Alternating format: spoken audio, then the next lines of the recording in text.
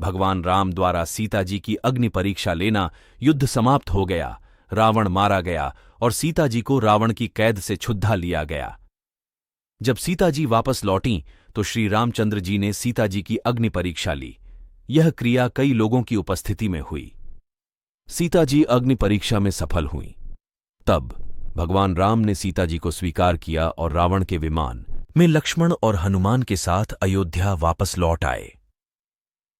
एक दिन जब राम अयोध्या में विचरण कर रहे थे, तब उन्होंने एक धोबी को अपनी पत्नी के साथ झगड़ा करते सुना, क्योंकि वह अपने पति की सहमति के बिना घर छोड़ डचकर चली गई थी। धोबी ने अपनी पत्नी को यह कहते हुए स्वीकार करने से इनकार कर दिया कि वह श्री राम जैसा मूर्ख नहीं है, जिसने सीता को 12 वर्ष तक लंका में अपने पति राम के बिना अन्य व्यक्ति रावण के साथ रहने के बावजूद भी स्वीकार किया। ऐसे शब्द सुनकर राम शर्मिंदा हो गए और वापस महल में आकर राम जी ने लक्ष्मण जी को पूरी बात बताई कि नगरवासी सीता की पतिव्रता होने के बारे में कैसे गपशप कर रहे हैं। इस घटना ने श्री राम जी को व्याकुल कर दिया।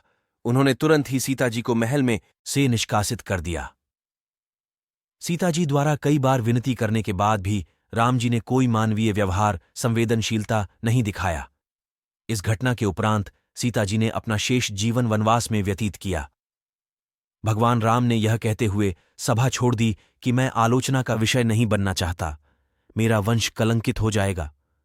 कृपया विचार करें, श्री राम का मर्यादा पुरुषोत्तम के रूप में अभिवादन किया जाता है।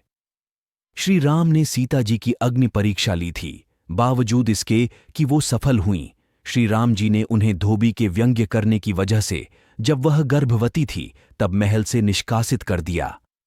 टिप्पणी: श्री राम एक राजा कहलाने लायक भी नहीं थे और हम सच्चे आध्यात्मिक ज्ञान की कमी के कारण युगों से उन्हें भगवान मान रहे हैं।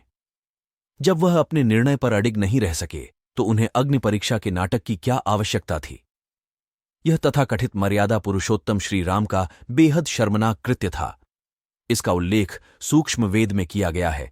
गोरख से ज्ञानी घने, सुखदेव जति जहान, सीता सी बहु भार्या, संत दूर स्थान।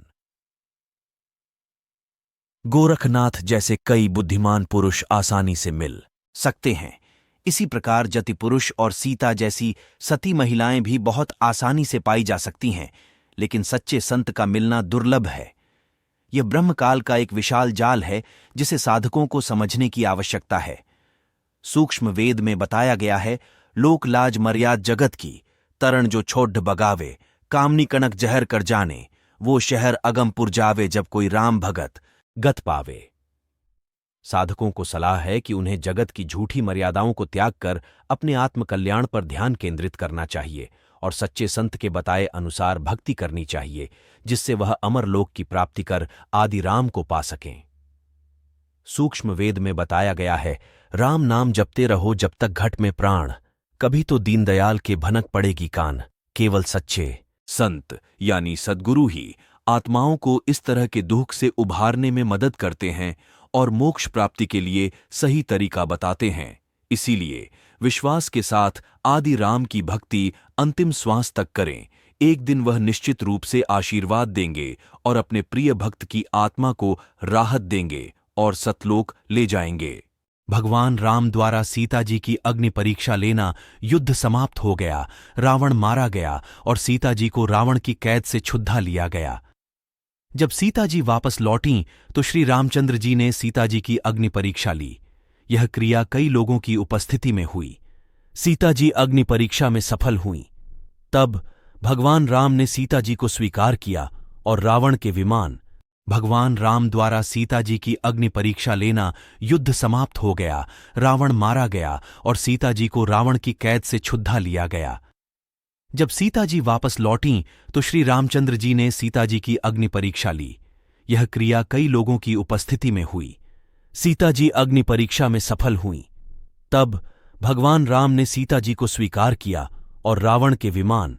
भगवान राम द्वारा सीता जी की अग्नि परीक्षा लेना, युद्ध समाप्त हो गया, रावण मारा गया और सीता जी को रावण की कैद से छुड़ा लिया गया।